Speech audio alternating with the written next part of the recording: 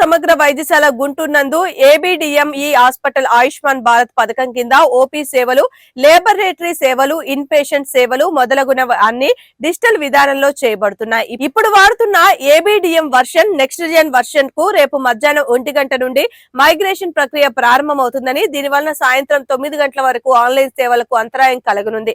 పేషెంట్లకు ఎటువంటి ఇబ్బంది కలగకుండా అన్ని జాగ్రత్తలు తీసుకున్నప్పటికీ కూడా సిబ్బంది మరియు పేషెంట్లు ఈ కార్యక్రమానికి సహకరించాల్సిందిగా మీడియా ముఖంగా కోరుకుంటున్నామని సూపరింటెండెంట్ డాక్టర్ రమణ ఎస్ఎస్వి తెలిపారు. వైద్యులకు, నర్సింగ్ సిబ్బందికి, పారామెడికల్ సిబ్బందికి, మీడియా మిత్రులకు ఒక ముఖ్య విజ్ఞప్తి.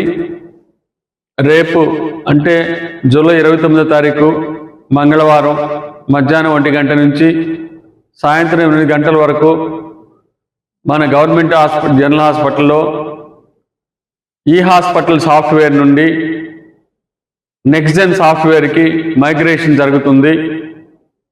ఇది తప్పనిసరిగా జరగవలసిన ఒక ప్రక్రియ. ఇది రేపు జరుగుతుంది కాబట్టి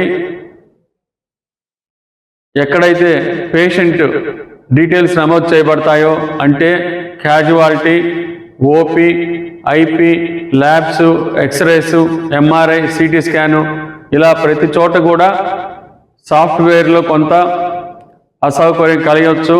అలాగే అక్కడ ఉన్న వాళ్ళందరూ కూడా ఖచ్చితంగా మాన్యువల్గా పేషెంట్ డీటెయిల్స్ రాసుకోవాలి. ఈ అసౌకర్యాన్ని చింతిస్తున్నాము కాబట్టి సిబ్బంది అందరూ అట్లాగే వైద్యులు కూడా సహకరించాలి.